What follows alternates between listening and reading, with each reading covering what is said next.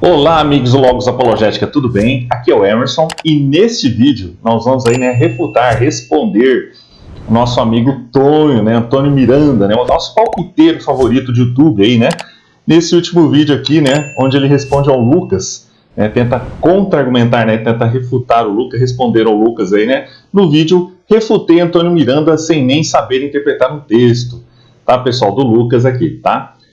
Então, pessoal, desde já peço para que vocês inscrevam-se no meu canal e já curtam o vídeo aí, tá? Porque, infelizmente, às vezes o pessoal fica vendo esses vídeos do Tonho aqui, vídeos informados, antibíblicos, contra-bíblicos, com certas desinformações, principalmente históricas, pseudo-históricas, que é prejudicial, enfim, é prejudicial a algumas pessoas, que eu creio que fazem, assim, dano ao conhecimento de pessoas que não têm muito conhecimento e que vão pensar que ele está falando a verdade.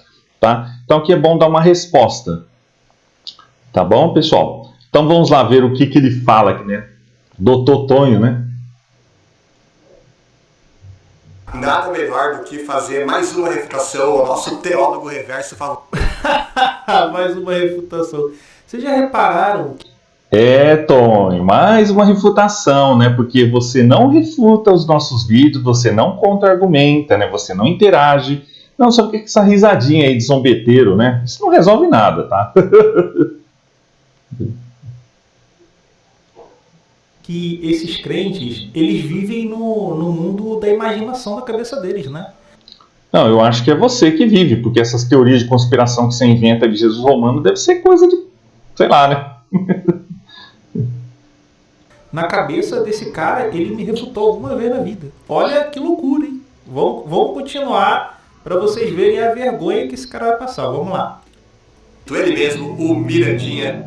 Interessante, pessoal, que o Lucas já fez um vídeo, tá? Agora, respondendo ao Miranda nesse vídeo aqui, e eu estou fazendo o meu, tá? Eu creio que o Lucas deu uma abordagem mais, assim, exegética do texto ali e tal, no sentido geral. Mas eu vou dar, pessoal, vou falar coisas aqui exclusivas que vocês não sabem, tá?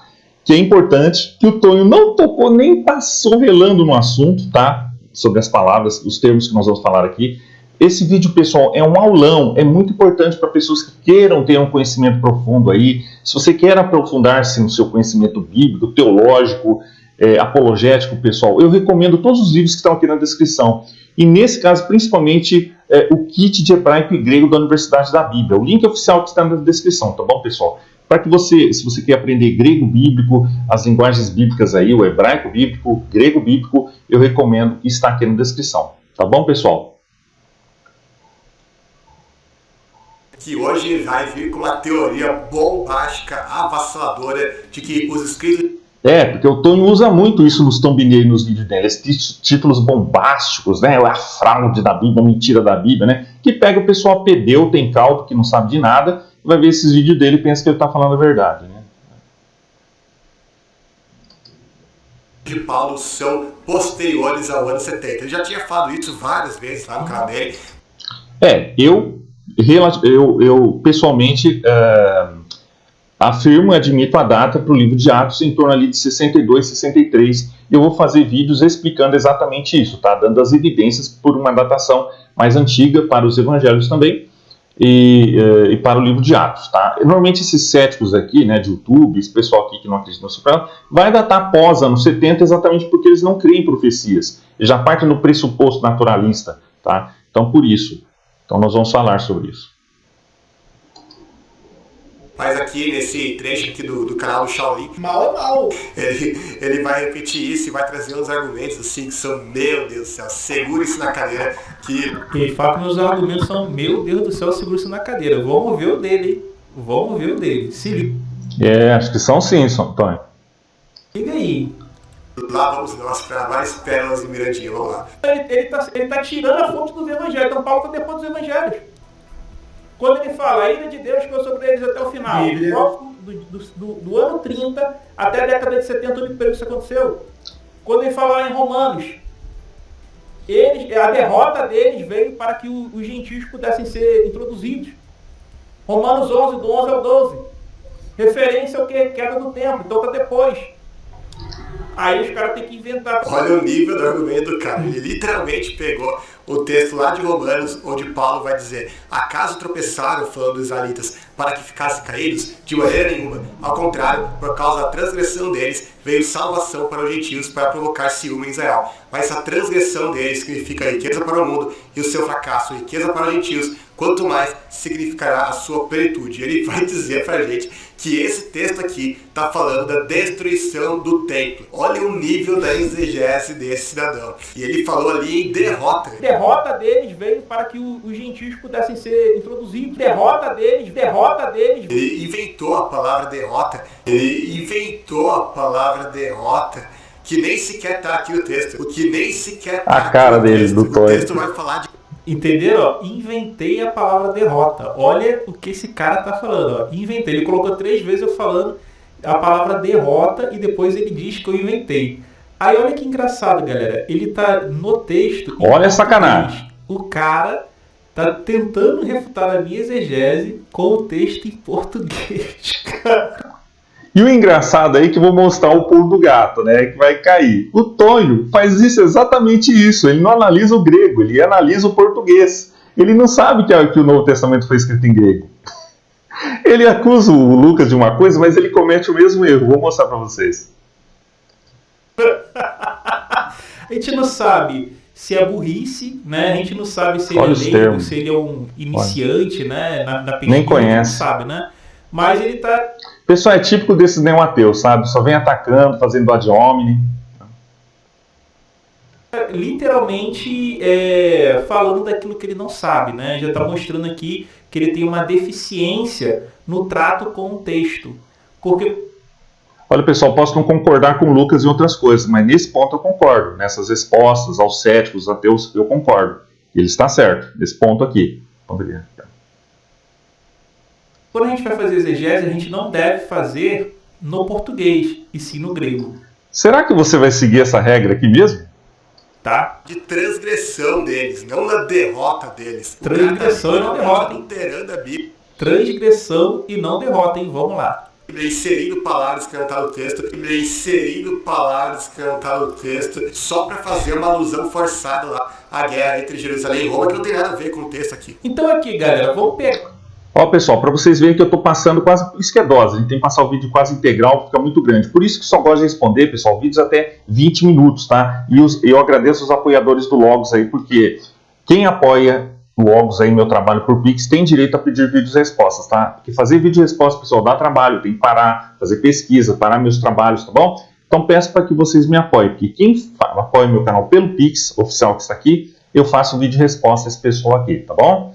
Então...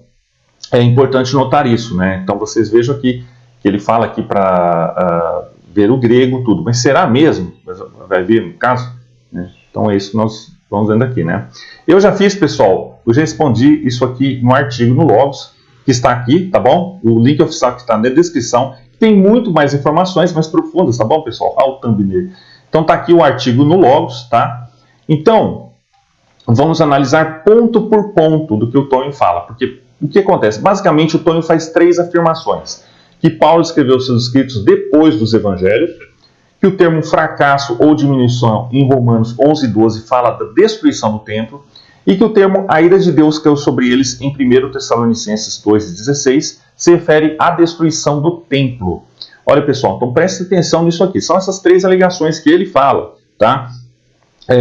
Tudo isso para alegar sem base alguma datação dos evangelhos pós-anos 70 e até mesmo século II. Olha só a bobeira desse pessoal aí, né?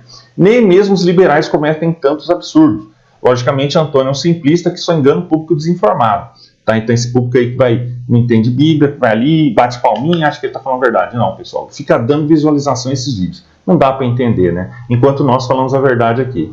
E eu recomendo para vocês, já falei aqui do kit hebraico e grego, tá? Se vocês querem se aprofundar, saber responder a esses céticos, ateus. Esses cursos, pessoal, tem milhares de alunos, tá? O link só pelo meu link aqui, tá?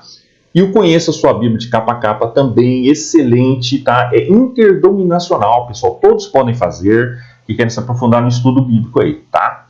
Então vamos lá. Vamos ver aqui o que ele fala, né, no caso, né?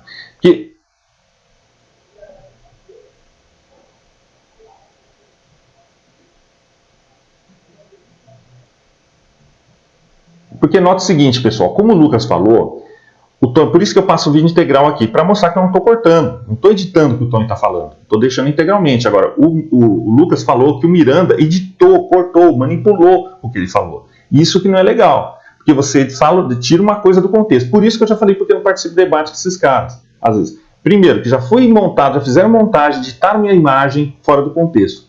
Então, se alguém quiser responder meus vídeos, venham aqui no canal, responda. Aqui o texto grego de Romanos 11:12. Ó, kai tu hetema auton plutos etnon. Esse etnon, aqui, ó, tá vendo? Ó, etnon. Esse etnon significa não judeus, significam outras nações, né? Significa o goim hebraico, tá? Né?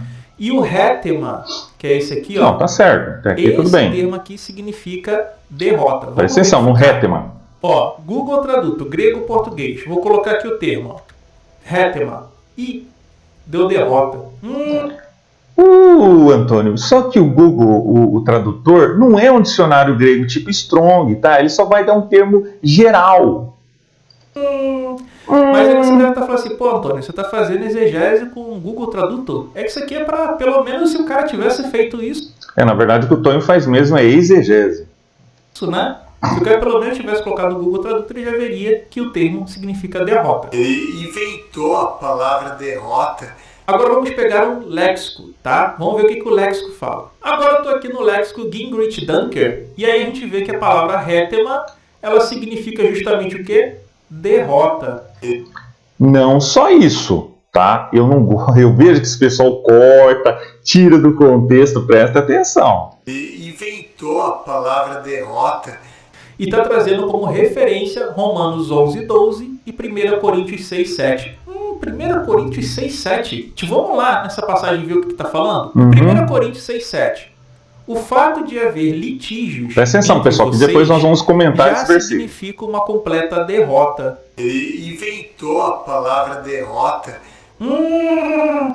Note, pessoal, que ele usa aqui a tradução, né? Correta. A tradução não está certa, errada. O errado está a conclusão dele. Tá? Essa que é a questão. Não é a tradução que é errada, é a conclusão que a pessoa chega. Vamos falar.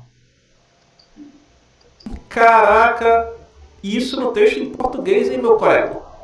Como se derrota aqui só significasse derrota militar, né? Não sei de onde ele tirou isso da cabeça, né? E a gente pega aqui no versículo 7 do texto grego, de 1 Coríntios 6, e tá aqui, ó, hetema. Sim. Tá aqui a mesma expressão. E olha lá os significados, ó. Tem outros significados, ó. Perda, falha, derrota, substantivo, nominativo, singular. Tá aqui também, não é só derrota, não está dizendo nada aqui de derrota militar. Tá? Presta atenção. Expressão significando justamente derrota. Olha aqui, ó, hetema é o resultado de ser derrotado. Olha, pessoal, eu não sou perito em grego, eu só estou transmitindo conhecimento aqui de excelentes autoridades também, tá? Dicionários, isso eu tenho, tá? Tem excelentes livros. Então é importante ver isso aí, tá? A questão de pronúncia, não sou especialista, tem outros aí no caso. Mas eu vou passar o conhecimento correto. Roubado em derrota, tá? Tá aqui, ó. Nenhum lugar está falando derrota militar. Tá? Ele inventou a palavra derrota. E aí eu pergunto para esse rapaz que é leigo, né? Que você vê que não consegue nem abrir o texto em grego para poder verificar que o termo ali é derrota. E para todos vocês que estão assistindo, da década de 30 até a década de 70... A interpretação, o comentário Tonho, né? O comentário bíblico, né? Vamos ver o que ele vai falar aí. Qual foi o único evento ao qual os judeus foram derrotados? Mas desde quando isso significa somente derrota militar? Derrota civil de uma nação? De onde tirou isso? Durante a Guerra de 70? Contra os romanos? Pois é, né? A gente falando da incredulidade dos judeus que rejeitaram, na sua maioria, o Messias, Jesus, e por isso o reino foi tirado deles e dado à igreja, que era... Como é que é? O reino foi tirado deles. Então, quando tem a passagem, né, lá nos evangelhos, quando diz que o reino seria tirado deles e entregue a uma nação estrangeira, que nação seria essa? A única nação a qual o reino dos judeus foi tirado e entregue a outra foi durante a derrota de 70, dentro do contexto histórico-cultural, meu querido. Da sua análise... Tá faltando tá faltando para você, tá? Dessa análise simplista, né? Que nós vamos falar já, que você não tocou no grego, você não tocou nos originais, né? Tocou no termo. Estudem da própria Bíblia e do contexto histórico-cultural daquele período. Agora vamos ver a interpretação dele sobre 1 Tessalonicenses 2,16. Vamos ver aqui, ó. Mas e aquele texto que o Miranda citou? Vamos ver. Pessoal, antes de passar para ele, vamos aqui analisar a fundo aqui de Romanos 11:12, tá? O termo aqui em questão é o kai hetema auton, tá? Kai hetema auton. E que a maioria das traduções traduz como a diminuição deles, tá? O que acontece? Aqui, pessoal, não vou falar o artigo inteiro, mas está tudo aqui para vocês poderem ver, tá? Traduzido como, aqui o termo hetema, traduzido como diminuição, derrota ou perda, o termo tem uma conotação de redução ou estado inferior, tá? Então aqui o que acontece? Essa palavra significa diminuição, defeito, aquele que está ausente ou faltando. Daí também julgamento, condenação. Aqui significa degradação deles, a retirada de seus privilégios especiais, o seu afastamento. Ela se opõe à sua plenitude. Ou seja, ela se opõe à palavra plenitude. Tá? Não tem nada, porque se fosse ele falando assim, e quanto mais será a sua vitória, aí sim seria uma contraposição. Mas não está falando vitória, está falando plenitude. Então, a palavra hetema aqui está contrapondo a plenitude. Está entendendo? Então, o Tony faz uma análise. Olha, nem conheço nenhum comentarista que fala isso, tá? Comentarista sério, que fala essa ligação do Tony, tá? Então, aqui está então, um termo interessante, Isaías 31:8, né? A ideia é a derrota. Talvez sim aqui. Então, está falando aqui, ó, Isaías 31:8. Vocês vejam aqui. Vamos lá. Um termo bíblico nunca se traduz ou analisa separadamente de seu contexto. Antônio inventa uma narrativa fantasiosa para enganar seus incautos de algo que não existe. Apesar de que o termo hetema possa ser traduzido como derrota, nenhum tradutor sério colocaria aqui, pois distorceria o seu significado. Está entendendo? Não é o termo, a tradução que está errada, é a conclusão que chega. Ele interpreta como a derrota no ano 70, que não é o caso. Tá? Então temos aqui esse termo, esse termo aqui, que significa diminuição, fracasso, ser feito inferior, porém o termo derrota nada tem a ver com guerra civil defendida por Antônio Miranda, pois palavras de campo semântico variado sempre é definida pelo contexto da oração. E Romanos 11 por completo está tratando sobre a dicotomia da queda e desobediência dos judeus e a ascensão da inclusão dos gentios ao plano salvífico. Então, Tony, como não vê nada no sobrenatural, no teológico, no Testamento, ele analisa simplesmente por uma análise simplista, simplória, ele vai pensar que tudo ali é guerra, está falando de combate. Não é isso que está dizendo ali. Não tem essa nuance, não tem sentido de relatos. Porque se estivesse ali falando disso aí, da derrota militar, estaria falando de mais detalhes, generais, nome de oficiais. Tá? Não é isso que está falando. Está falando aqui no campo espiritual. É necessário muito malabarismo para isolar uma palavra e dar um sentido aleatório a ela, visando deturpar o assunto tratado em todo o texto. É isso que o Tony faz. A maioria dos vídeos dele faz isso, distorce a Bíblia. Então, já vamos lá de novo. O termo hetema, tá tudo aqui, pessoal, com muito mais detalhes. Ó. Já falamos sobre isso, né? Aqui, ó. Se refere a uma rejeição temporária de Israel e suas implicações espirituais, não uma derrota militar ou política. Tá? Então, aqui algumas traduções ela fala sobre diminuição, né, diminishing, em inglês é diminuição. Não está falando de derrota militar. Romanos discute o contexto. Romanos 11 discute o plano redentivo de Deus para Israel e os gentios. O foco não é em derrotas ou eventos militares, mas na rejeição temporária de Israel como povo escolhido para abrir caminho para a salvação dos gentios. O uso de hetema, nesse contexto, refere-se à perda espiritual ou redução de privilégios de Israel, enquanto os gentios recebem as bênçãos da salvação. Está entendendo? Traduzir hetema como derrota seria uma má interpretação do texto, já que Paulo está abordando questões espirituais e teológicas, não militares ou políticas. Então vamos falando aqui, ó. Hetema, né? Essa palavra só aparece mais uma vez no Novo Testamento em 1 Coríntios 6,7, onde foi traduzida como culpa ou culpa grave. Também aparece apenas uma vez em Isaías 31:8, na 70, onde significa claramente derrota. Esse é o significado que Paulo dá aqui. A incredulidade dos judeus não foi apenas um passo em falso e uma transgressão, mas também a sua derrota. E por causa disso, eles foram rejeitados como nação escolhida e não encontraram o que procuravam. Contudo, existem vários comentaristas que entendem que Rétema se refere à diminuição de Israel, argumentando que esta interpretação é uma antítese mais precisa da restauração completa no final do versículo, a plenitude. Israel sofreu ao rejeitar temporariamente o Messias, tá? Então, está falando coisa de guerra do ano 70 aqui, da guerra no ano 70 aqui, tá?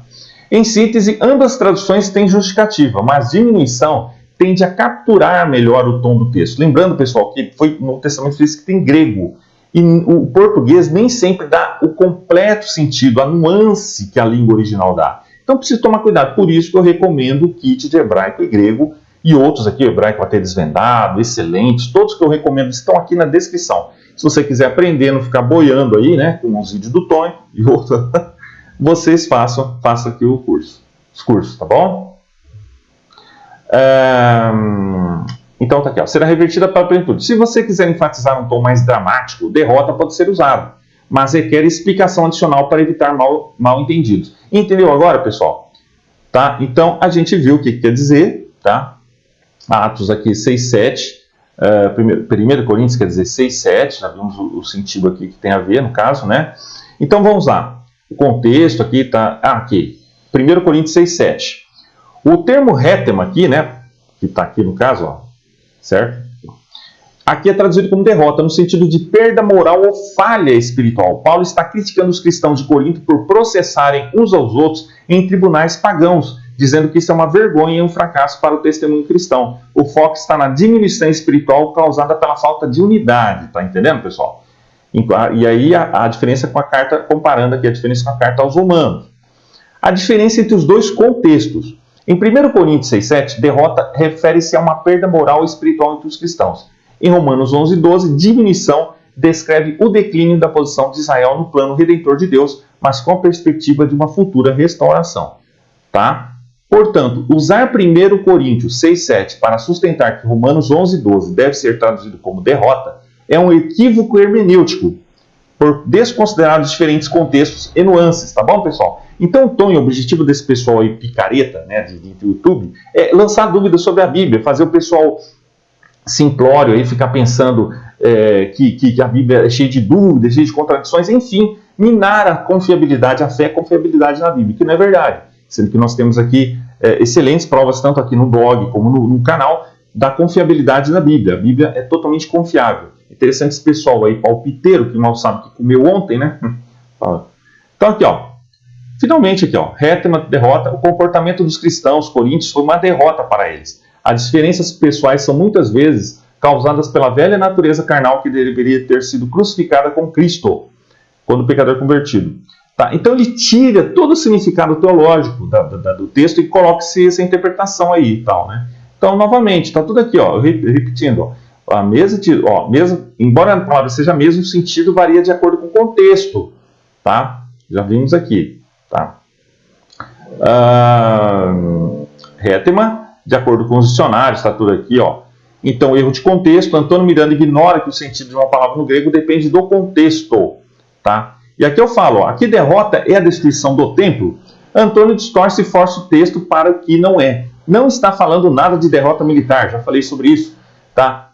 A alegação de Miranda, que conecta a derrota dos judeus nos anos 70 com a rejeição do reino de Deus, isso entrega à igreja, apresenta vários problemas exegéticos e teológicos.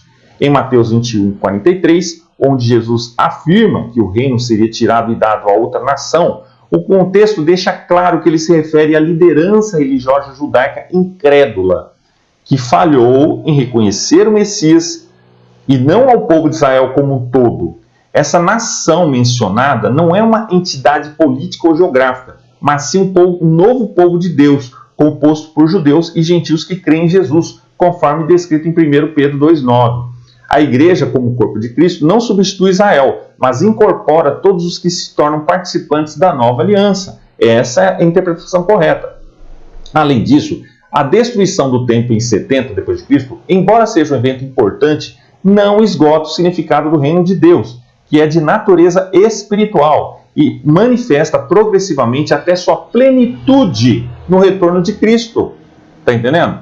A rejeição dos líderes religiosos de Israel não implica na rejeição total do povo judeu por Deus, como Paulo deixa claro em Romanos 11, 25 e 26, onde ele afirma que todo Israel será salvo, após a plenitude dos gentios.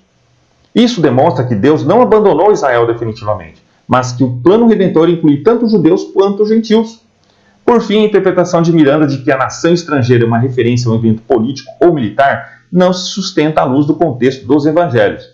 Pessoal, tudo isso aqui está também no e-book meu aqui, Manual das Questões Polêmicas e Difíceis da Bíblia. O link está aqui oficial, tá bom? Comprem esse livro. Não baixe PDF, pessoal, não distribua um PDF. Valorize o trabalho nosso de autor, tá bom, pessoal? Comprem pelo meu link, que assim vocês me apoiam, tá? O reino de Deus anunciado por Jesus, anunciado e iniciado por Jesus, e é estendido a todos os que produzem os frutos do reino, independentemente de nacionalidade. Portanto, a igreja não é uma substituta política de Israel, mas a continuação do povo. Tá, então vocês podem ver muito mais aqui, tá bom, pessoal? Vamos lá. E vai partir para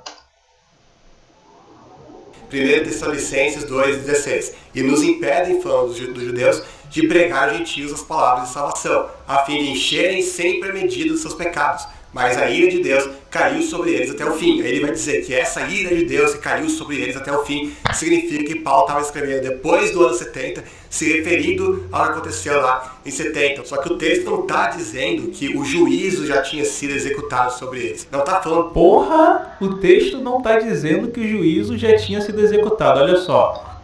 Olha a boca do Tonho. A boca do Tonho, né? Quer dizer, o cara não entende coisa nenhuma e vai falar aqui. O interessante é que ele critica o Lucas por estar analisando no português, né? E ele faz a mesma coisa. Ele fala que a palavra caiu, presta atenção. Mas a ira de Deus caiu. No português, que é tradução. Aqui é uma ação completa, terminada no passado. Pretérito perfeito. Será que ele não sabe o que é um pretérito perfeito? Galera... E será, Tony, que você sabe que a Bíblia foi escrita no grego? Será que o termo original ali que nós vamos analisar, ele tem o sentido de pretérito perfeito? Vamos ver. Olha isso aqui, ó. Conjugação do verbo. Vai falar do português, né? Será que o rapaz ele sabe pelo menos conjugar o verbo? Olha só, o cara tenta tirar sarro dele, sendo que ele está fazendo a mesma coisa. Pretérito perfeito. Vamos botar o que é pretérito perfeito para ele entender? Vamos botar aqui, ó. Então, olha só, pretérito perfeito, né? Trata-se de um dos tempos verbais. O pretérito perfeito é dividido em simples e composto. O simples expressa um fato ocorrido num tempo anterior ao atual e que foi completamente terminado. Então isso aqui está indicando que a ação foi concluída já no passado, tá? Já está terminada aquela ação. Então veja que o rapaz do vídeo ele desconhece até mesmo conjugação verbal simples e seu... Quem desconhece você?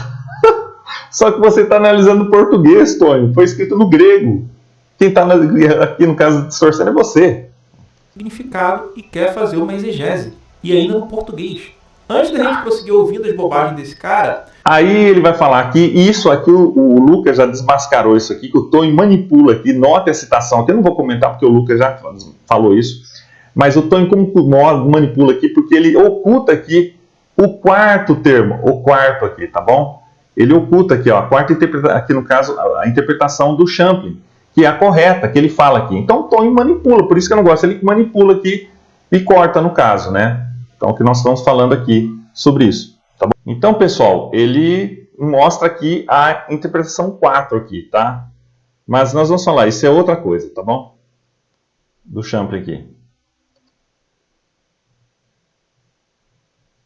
Vamos verificar aqui o que diz o Novo Testamento, versículo por versículo, do Champlin, tá? Ou seja, não é de então ele vai falar aqui, que é cristão, acredita em Deus, acredita em Jesus, Isso que eu expliquei para vocês, tá? Ele não pode estar falando de um evento futuro, porque aqui ele... Só que você não fala do 4, né? Ele está usando uma ação concluída no passado. Ele está usando isso como exemplo. Tá? Será mesmo, Tony? Então é aí que nós vamos ver aqui, analisar, tá? O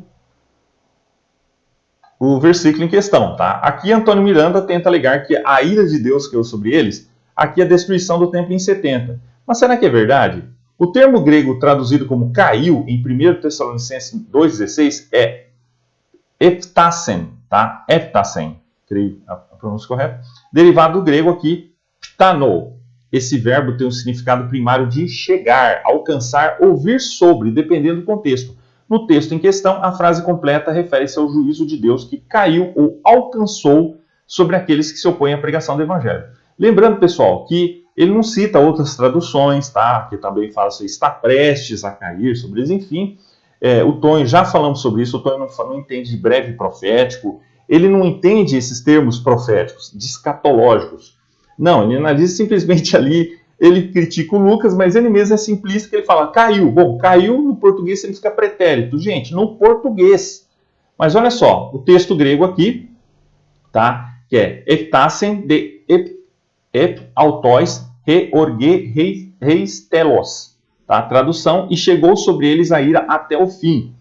Literalmente. Engraçado que o Antônio zomba de Lucas por estar analisando, o que eu já comentei aqui, o texto em português cair, mas não analisa o texto em grego. Ele não fala que não foi escrito em português pretérito perfeito, mas em grego.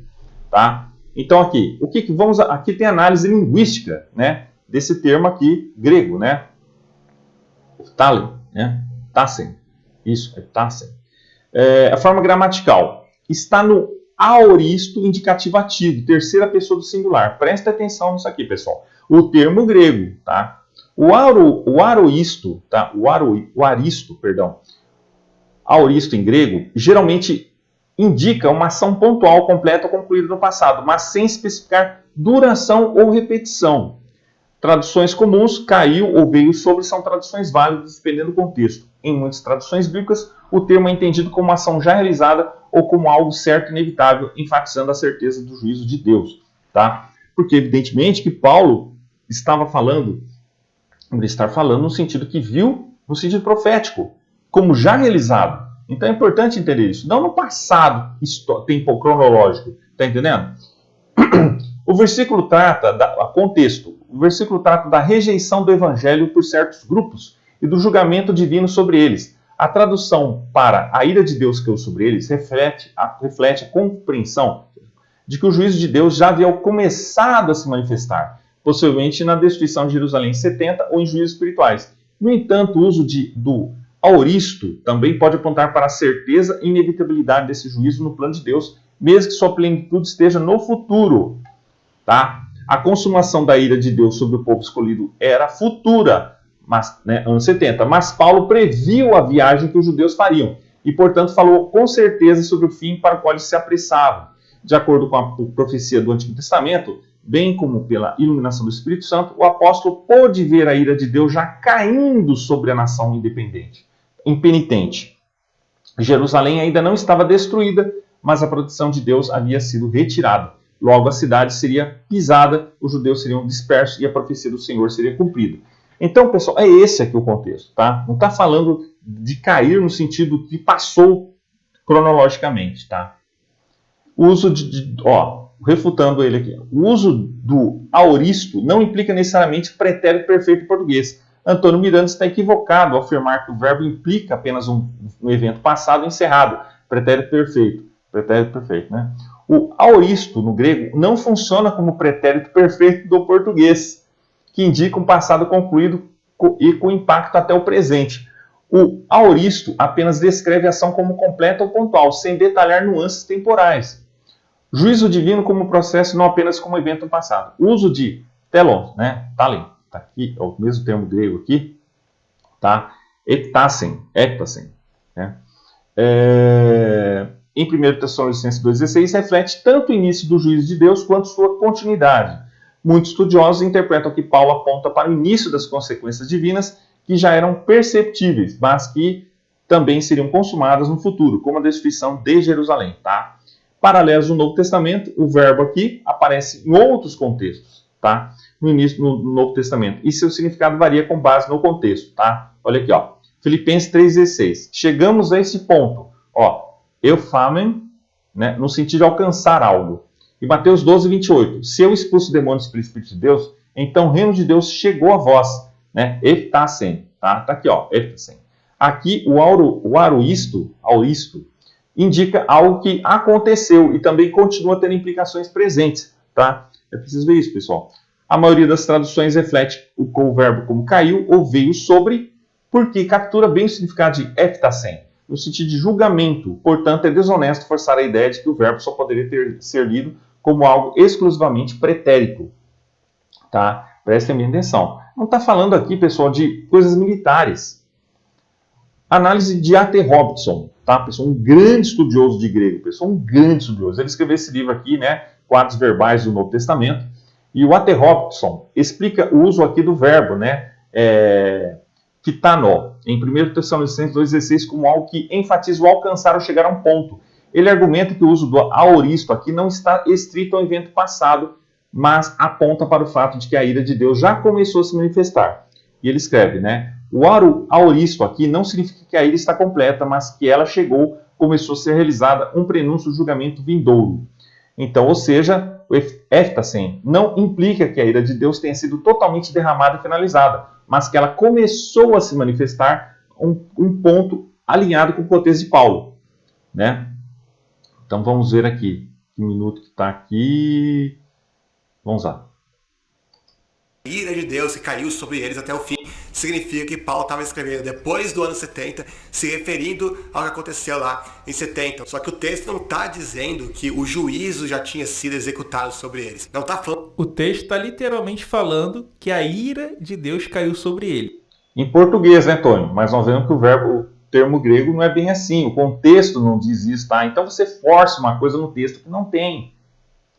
Tá? O texto está literalmente falando isso. Aí na cabeça dele, não. Na cabeça dele, isso daí não aconteceu, tá? Sendo que caiu é pretérito perfeito. Ação executada. No português, mas em grego é um aoristo. Completamente finalizada. Vamos ver na cabeça dele o que é isso. Do juízo, mas sim que a ira de Deus já tinha se enchido completamente sobre eles até o fim. Por isso que ele diz a fim de encherem sempre a medida dos seus pecados. Ou seja, o texto não está falando de um juízo de Deus que já tivesse sido executado sobre eles, mas sim que a ira de Deus já tinha alcançado a medida completa. Ou seja, que eles já tinham esgotado todas as chances deles de salvação. É uma forma de falar que eles não tinham. Meu pai... Não, eu digo Tônio. Você que faz uma distorção da escritura tremenda para enganar, para iludir seu público aí, né? Que é uns simplórios, né? Olha o nível da interpretação da criatura. Então, na cabeça dele, é o seu, né? O autor tá falando ali é que não. A ira de Deus ali é só o pecado deles terem se enchido. É só isso. Mas é claro, porque você tira todo o contexto teológico e espiritual do termo. Paulo não estava se referindo a militar, Tony, não estava se referindo a guerras, não tem esse contexto de guerras ali. Tá? Não tem esses termos aí. Tá? A ira ter caído sobre eles não é uma ação de Deus contra as pessoas. Não é isso. Na cabeça dele, a ira de Deus cair sobre eles é que encheu o pecado dos caras. Ué? Que loucura. Que loucura, Tony, que eu não conheço nenhum comentarista que diz isso que você está falando, né? Eu não conheço nenhum sério que fala que ali significa simplesmente o ano 70. Que ali é o agente que está executando a ira é Deus. É como se fosse o juízo, a punição. E não do povo, não está partindo. Olha que interpretação forçada, né? Então ali não é do povo. Olha só o nível de interpretação textual da criatura. Falta isso no português. O cara no português está tendo dificuldade de interpretação de texto. Quem fez a ação de executar a ira? Foi o povo ou foi Deus? Foi Deus. Então na cabeça dele... Aí o Tom interpreta como uma ira de devastação, de guerra militar, né? Nossa. A ira de Deus ter sido executada de forma completa é algo para o futuro. Cara... Sim, Tony, porque você, com essa sabichão, né, que ignora todo o contexto profético, não sabe disso. Cara, não dá pra entender, mano. Mas vamos continuar aqui. Não dá pra entender como seus vídeos têm visualizações, né? As coisas que ele fala é bizarro, é até engraçado, é até cômico. Tinham mais como escapar do juízo vindouro, e não que o juízo já tinha sido executado. Não, meu querido, o juízo já tinha sido executado, pretérito perfeito, ação concluída no passado. Não, Tonho. Em português sim, mas não é esse sentido. Já falamos sobre isso, ó. É aoristo. Tá aqui, ó. Tá? Ó. Primeiro, aoristo. Aoristo temporal, indicativo de que não significa mais vir antes, como em 1 Tessalonicenses 4,15, onde está sozinho no NT, mas mantém a velha ideia de vir antes. Alguns manuscritos já temos eftaken, ativo, perfeito, perfeito profético de realização. Fram traduz, mas a ira finalmente caiu sobre eles. Esse é o significado mais provável de estelos. Paulo prevê e prediz vividamente o resultado final dessa atitude de ódio por parte dos judeus. Tristes exitus, como Bengel chama. Paulo fala de uma experiência triste. Então, pessoal, aqui está falando finalmente, está prestes a cair. Não está falando de uma catástrofe que aconteceu no tempo cronológico, tá? Isso não pode significar que a ira de Deus tenha sido realmente derramada sobre eles no grau extremo mencionado, ou que eles tenham experimentado todas as expressões de descontentamento divino, pois esta epístola foi escrita antes da destruição de sua cidade e templo, mas que o cálice de sua iniquidade estava cheio, que foram de fato abandonados por Deus, que eles eram objetos, mesmo então, de seu desagrado, e que a sua destruição era tão certa que poderia ser considerada como um fato. Então tá aqui, pessoal, para vocês verem, tá? Toda o comentário aqui, tá? Mas eu já adianto, aqui estamos falando. Isso, exatamente. Que aqui ele comenta, né? Ele, que aqui nega a interpretação de Lucas, mas faz uma interpretação absurda, né?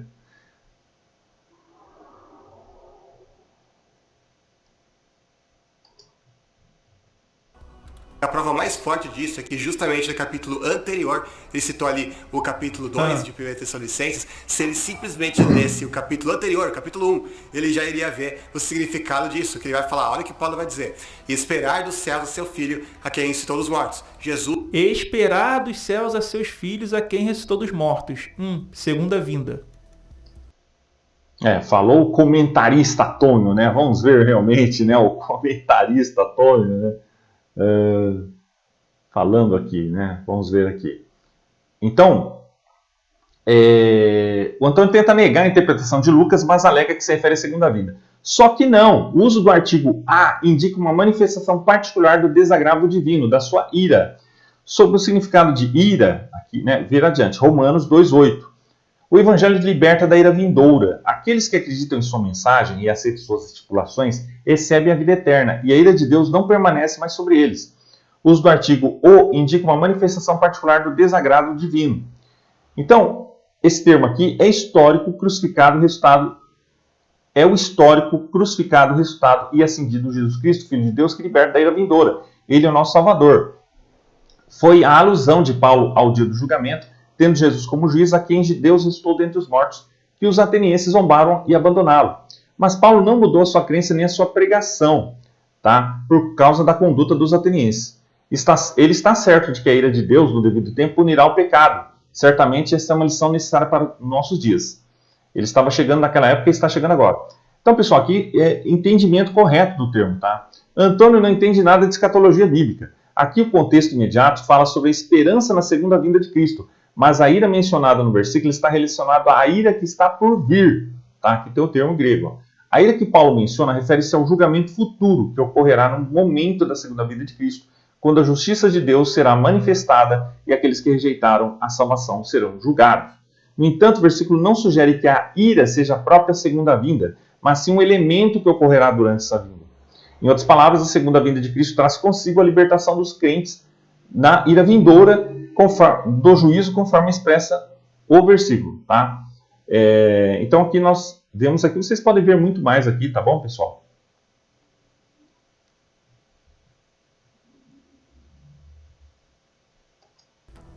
Tá falando aí da segunda vinda, meu querido. O que isso tem a ver? Olha só, hein? Vamos lá, continua aqui, ó. Que nos livra da ira que há de vir. Agora, exatamente, a ira que há de vir na volta de Jesus. Não é isso que acredita? Que vai ter o arrebatamento, que vai ter o julgamento, não é isso? Que vai ter lá um monte de catástrofe, não é isso que os crentes acreditam até hoje, não? Que é pregado até hoje? É disso que ele está falando. Aí é a segunda vinda, é a segunda vinda. Por isso que lá no capítulo seguinte, ele vai dar como exemplo a ira que caiu sobre os judeus. Nossa. Meu irmão, olha, cara, é um nível de interpretação muito, muito fraca. Não, só forçação Na que é. cabeça dele, a ira, que o texto diz, é justamente a guerra entre Jerusalém e Roma, e isso prova que Paulo tinha escrito depois de 70. Então, por que ele coloca no futuro aqui? A ira que há de vir. Se ele está depois de 70, então ele deveria ter falado que a ira já veio. Vamos lá, outro texto. Animal! A ira que está Olha. no capítulo 2 já aconteceu. Se a ira que há de vir ali, olha só, é o julgamento contra os ímpios, não é isso? Por que que a do capítulo 2 já aconteceu, filho? Porque são termos diferentes, Tony. Tá? Você não analisou o grego. Meu, isso no português, tá, galera? E você que tá fazendo Interpretação isso. básica do português. Vamos verificar aqui, ó. Olha que a partir do versículo 14, ó. Porque vós, irmãos, haveis sido feitos imitadores das igrejas de Deus que na Judéia estão em Jesus Cristo. Tá, vamos para o próximo aqui. Também padeceste de vosso próprio concidadãos, o mesmo que os judeus lhes fizeram a eles. Então repare que a hipótese de muitos é que os primeiros cristãos eram judeus, só que aqui ele está fazendo a separação entre cristãos e judeus, tá? Olha o 15. Os quais também mataram o Senhor Jesus e os seus próprios profetas. Isso aqui remete a Apocalipse, onde vai falar sobre a cidade que matou Jesus e os profetas, tá? Então vamos lá. E nos têm perseguido, e não agradam a Deus, e são contrários a todos os homens. E nos impedem de pregar aos gentios as palavras da salvação, a fim de encherem sempre a medida de seus pecados. Aí olha só, vai vir aqui uma adversativa, né? Sobre essa questão deles terem enchido os pecados deles, né? Mas a ira de Deus caiu sobre eles até o fim. Isso aqui ele está falando de quê? Justamente da destruição do templo. Isso não sou eu que falo. São vários eruditos. São vários eruditos. Quais? Que eruditos falam isso? Tá? Ele menciona. Vários autores dizem que, inclusive, essa passagem tem que ser uma interpolação, porque está dizendo... Não, não é uma interpolação. Mas é interessante que ele só cita o que concorda com ele, né? Ele não vai citar o que responde a isso, né? Ali sobre a destruição do templo em Jerusalém. Tá bom? Romanos 9:22 vai dizer: e se Deus, querendo mostrar a sua ira e tornar conhecido... Que é o que nós já comentamos aqui, ó, tá? Antônio fala de vários eruditos que dizem, mas não dá nenhuma evidência disso, tá? A maioria dos comentaristas sérios data Atos antes do ano 70. Já falei, ano 63, né?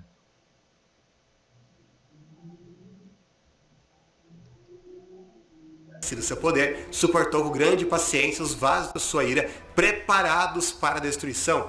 Então aqui veja que ele usou a carta de Paulo aos Romanos, fazendo toda aquela interpretação de cambalhota dele, querendo forçar o texto para dizer que está se referindo à destruição lá dos judeus no ano 70. Mas se é assim, por que o texto vai dizer que eles estão preparados para a destruição? E não que eles já foram destruídos. Veja que aqui eu estou lidando com a exegese que ele mesmo fez, certo? Vamos ver aqui em Romanos 11, vamos ler com calma, que vocês vão ver que a ação em relação aos judeus já tinha sido executada. Olha só. Digo, pois, porventura tropeçaram, ou seja, coisa que aconteceu no passado. Vamos ver aqui, né? Para que caíssem, ou seja, para que eles ficassem caídos, de modo nenhum. Ele vai ler o texto aí, né? Na reintrodução dos judeus, tá? E não que eles fiquem caídos, mas pela sua queda, ou seja, aconteceu algo no passado já, do autor aqui, ó. Veio a salvação. Mas não está falando nada aqui de queda militar, de queda do ano 70. Está falando de termos espirituais. São os gentios. O que é o tema do livro ali dos evangelhos, né? Que pela falta de fé dos judeus, o templo ia ser derrubado, ia vir ali um julgamento, uma... Não necessariamente. Não está dizendo nada disso, necessariamente, da ilusão do templo. Punição de Deus contra Israel, a geração má, a geração perversa, a geração que mata os profetas, não é isso? E o próprio... Então ele faz essa forçação tudo para alegar que foi escrito pós anos 70, entende? É forçação. Jesus, para os incitar a emulação. Essa é a sua queda, é a riqueza do mundo, e aí aqui está a diminuição, né? E a sua diminuição mesmo. Rétema. Derrota. Aqui deveria estar o rétema, né? Que é a sua derrota. Deveria estar, segundo o comentarista, né? Derrota. A riqueza dos gentios, quanto mais a sua plenitude. Então, Mas interessante que diminuição se contrapõe à plenitude.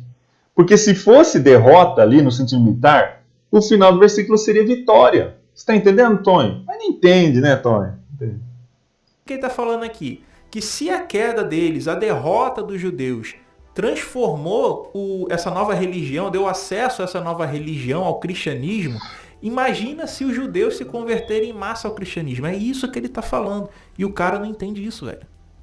E o cara não entende o texto básico. Se você pega Romanos 9, Jesus é a pedra de tropeço. E através dessa pedra de tropeço, eles tropeçaram e caíram.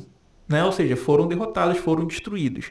E é o que está dizendo o texto. Os textos dizem que eles foram derrotados. Derrotados. Né? Não no sentido militar. Está falando uma clara referência à queda do templo. Não. Olha só o de onde você tirou isso? 11, 19. Nenhum está vendo aqui. Dirás, pois, os ramos foram quebrados.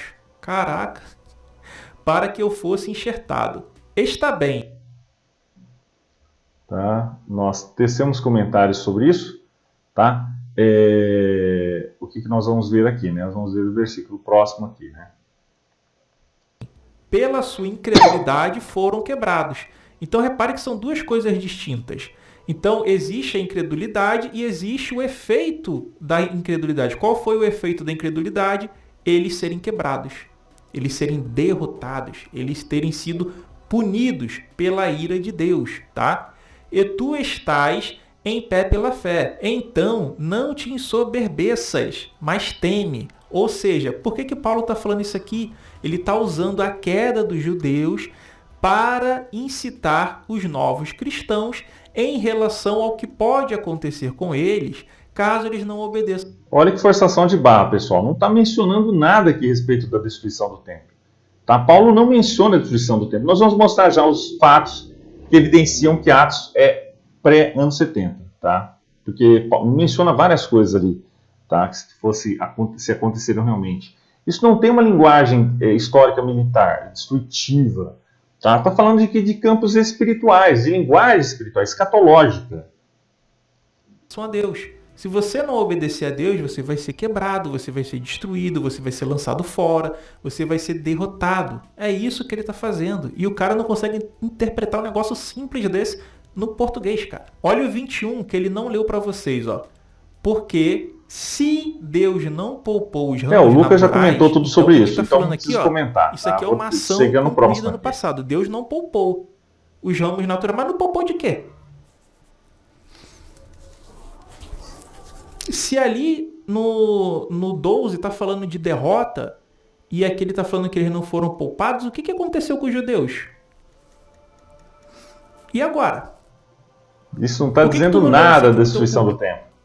Aí escondeu, né, meu corego? Aí escondeu, né? Eu queria saber de onde que ele tirou isso. De que ele tirou dos anos 70. Isso aqui ele está explicando, tá? E aqui vem o condicional. Se Deus não poupou os ramos naturais, teme que não te poupe a ti também. Tu tá entendendo? Então ele tá usando o que aconteceu com os ramos naturais. Quem são os ramos naturais? Os judeus, para explicar que se eles não seguirem na fé, se eles não seguirem crentes em Jesus, eles vão receber a mesma punição, né? A mesma derrota, a mesma destruição que sofreram os ramos naturais. E quem são os ramos naturais? Os judeus. Agora eu pergunto para vocês, da década de 30, dentro do primeiro século, qual foi o único período Olha a forçação que os de judeus barra. Sofreram, né, uma derrota a qual eles não foram poupados por Deus, que foi considerado que eles não foram poupados por Deus? A queda em 70, tá? Isso é uma forçação, uma exegese. Nem nada indica que seja isso. Nada. Isso aqui está falando de argumentos e pontos espirituais teológicos. Não está falando nada de campo militar, de guerra aqui.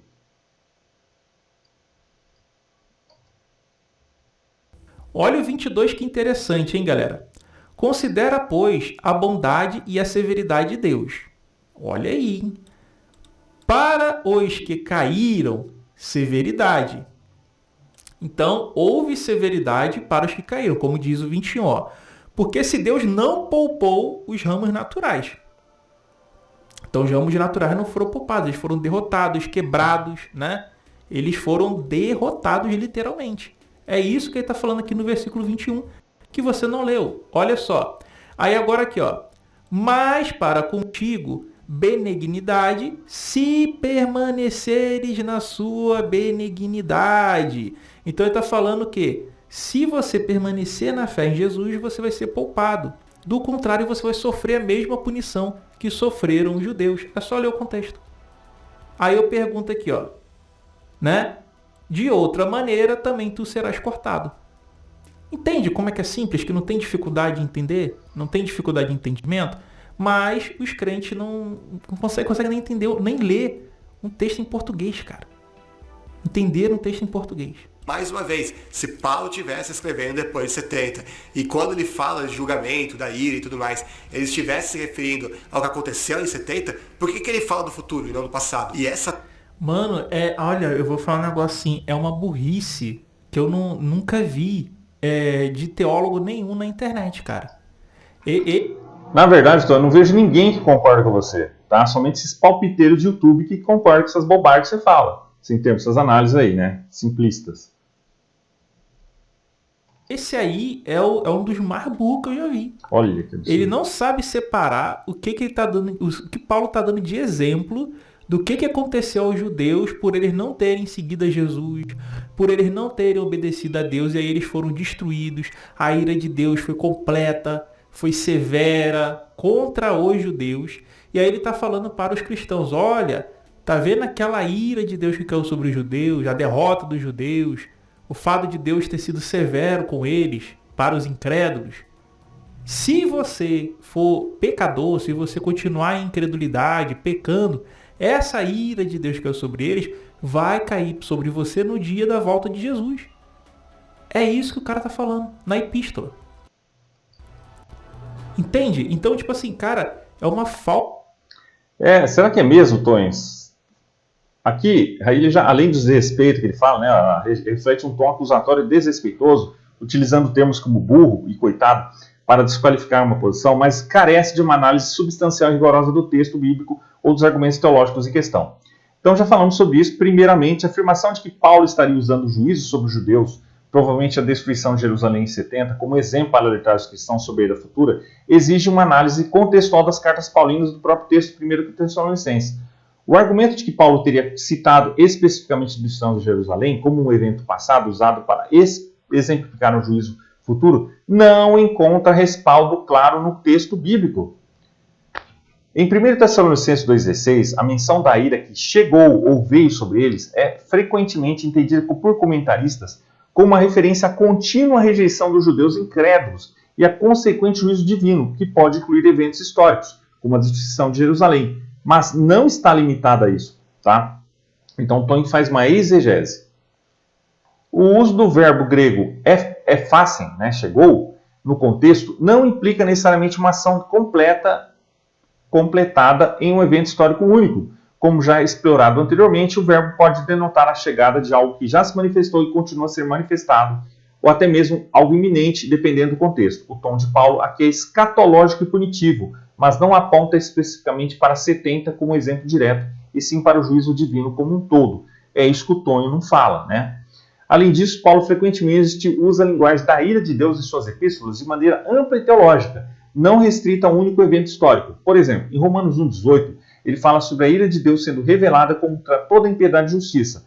Isso sugere que Paulo não está preso a um único acontecimento histórico como paradigma da ira divina, mas trata da rejeição contínua de Deus pelos homens como algo que atrai seu juízo. Tá?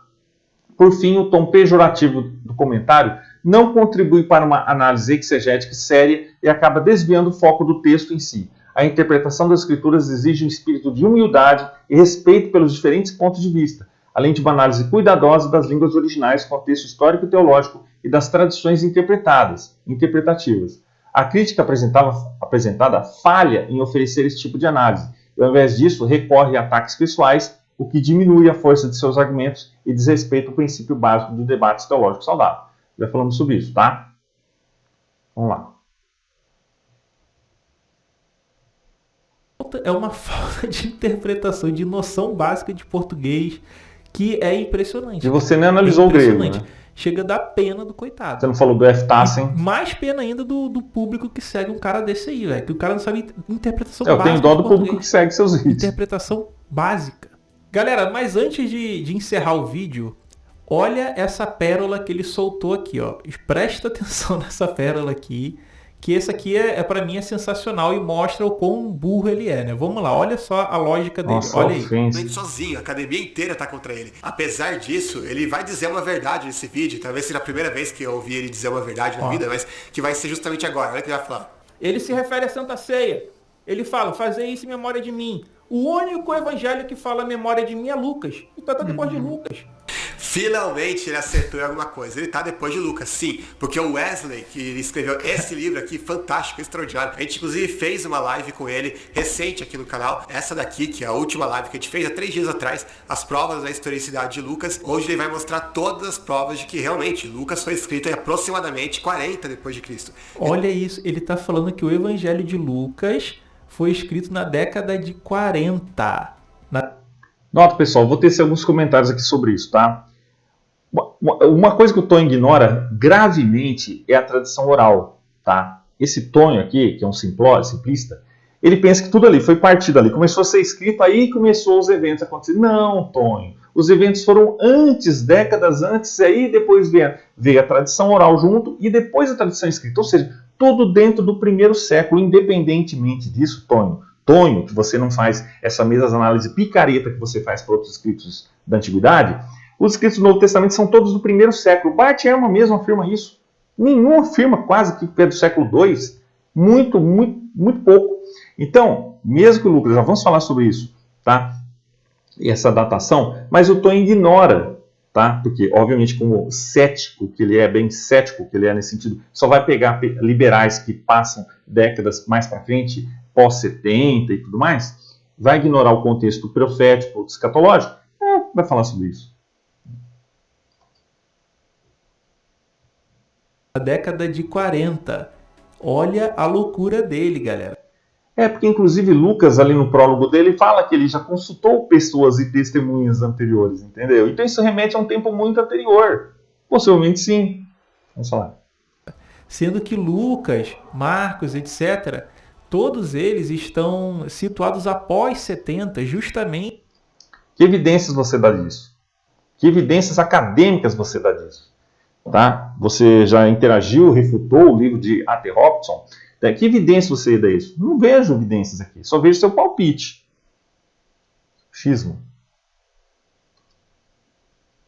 Por causa da questão da destruição e da guerra dos judeus, que é declarada nos evangelhos o tempo inteiro. Não está se referindo. Você que está forçando para ser isso. Mas não é necessariamente a destruição do templo. Não é só isso. Não é isso somente. Tá? Pelo contrário, a maioria concorda que Atos não menciona a destruição do templo nos 70. Tá? Você está forçando uma coisa. Entende? Então, a loucura dos caras, eles querem colocar, através da fé deles, que está antes de 70. Que está até na década de 40. Não é fé, Tony. São análises sérias. Isso daí não é defendido por absolutamente ninguém, a não ser... Prove que não é ninguém. Tá? Vamos falar sobre isso. Prove. Porque no artigo eu já trouxe um monte de evidências. Ó. Aqui também, tá? Já vamos falar sobre isso, tá? Ser crentes com fé, cara. Ninguém que não seja algum teólogo, algum cristão vai defender uma loucura dessa, cara. Entende? Então, é um absurdo do absurdo. Então, o cara faz um vídeo para fazer literalmente. Olha que mentira, olha que coisa, né? Mentira, né?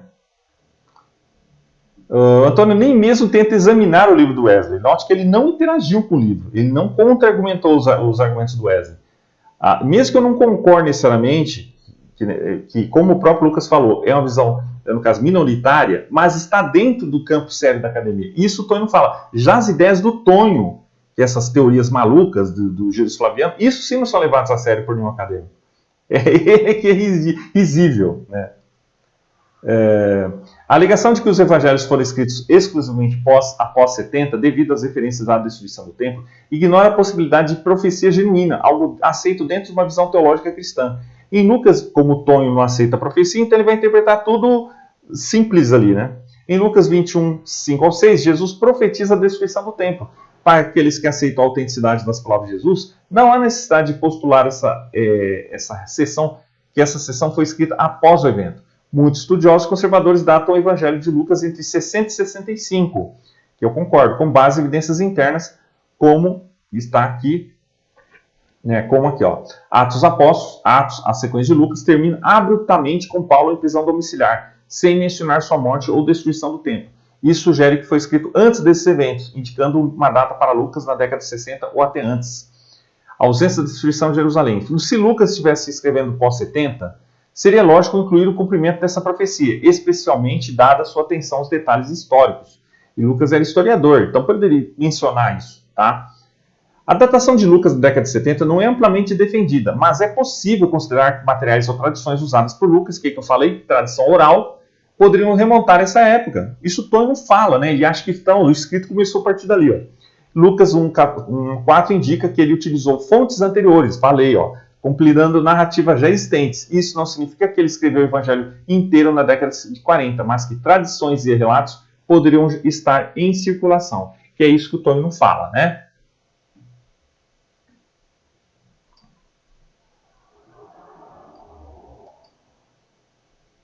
Literalmente uma lavagem cerebral na mente do público dele. Então ele concorda que Paulo está usando os evangelhos. Se Paulo está usando os evangelhos, logo ele está depois de 70. Então ele se auto-refuta. Tu entende isso? A alegação de que Paulo usa os evangelhos como fonte é debatida. Embora já haja paralelos entre as cartas paulinas e os evangelhos, isso pode ser justificado por tradições orais. Antes de serem escritos, os ensinamentos de Jesus já circulavam amplamente em forma oral. Paulo poderia ter se baseado nessas tradições. Inspiração compartilhada. Paulo e os autores dos evangelhos estavam alinhados teologicamente, mas não há evidência conclusiva de que Paulo tivesse cópia escrita dos evangelhos. Evidências cronológicas. As cartas de Paulo, escritas entre 50 e 65 d.C., precedem amplamente os evangelhos, com exceção possível de Marcos, que muitos situam entre 50 e 60. Tá, pessoal? Então, essa é a datação séria, tá? Não é palpite, tá? Então, a crítica de que apenas crentes ou teólogos cristãos defendem datas anteriores para os evangelhos é infundada.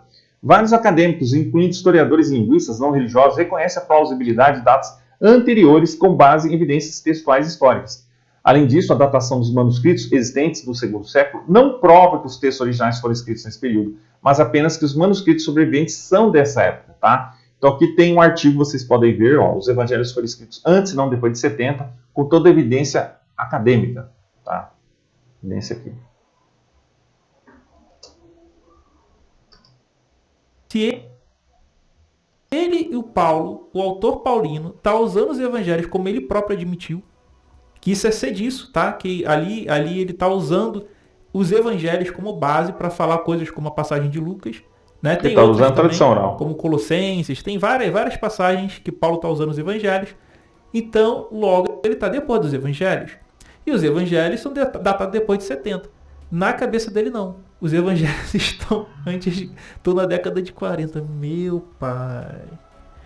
Meu pai, é muita ignorância. Esse daí foi um dos caras ignorância, mais acho que é sua, né? Que eu já vi na internet, tá? Nossa, deixa eu acabar esse vídeo. Esse daí foi um dos piores que eu já fiz react aqui. Porque é uma salada, uma confusão que esse cara faz, que é impressionante, cara. Salada não quem tem faz é você. Interpretação básica do português. Nossa. Entende? Falta interpretação básica do texto. O básico do português. Ele confunde pretérito perfeito, ação concluída no passado, com questão futura. Pessoal, vamos parar por aqui, né? Falando sobre isso. Então, a tentativa de vincular a redação dos evangelhos exclusivamente a eventos pós-70 carece de evidência conclusiva. Já falamos sobre isso, tá? Ignora argumentos baseados no contexto histórico, textual e arqueológico, tá? A visão conservadora de uma datação anterior, embora não a majoritária na academia secular, é defendida com vários argumentos válidos e merece respeito no debate teológico e histórico. A discussão deve ser conduzida com rigor acadêmico, sem recorrer a ataques pessoais, tá? Então, já temos aqui, pessoal, um artigo completo, tá? Quero ver esse pessoal aqui ler, analisar, porque esse público do Tony não sei se lê, né? Então, fala completamente sobre isso. Quem escreveu Lucas, Atos, está aqui com mais detalhes. Está aqui. Tá bom, pessoal? Então, é isso aí. Cliquem no sininho das notificações, pessoal, para ver se vocês estão recebendo as notificações aí, tá bom? Então é isso aí, um abraço e até mais. Tá bom?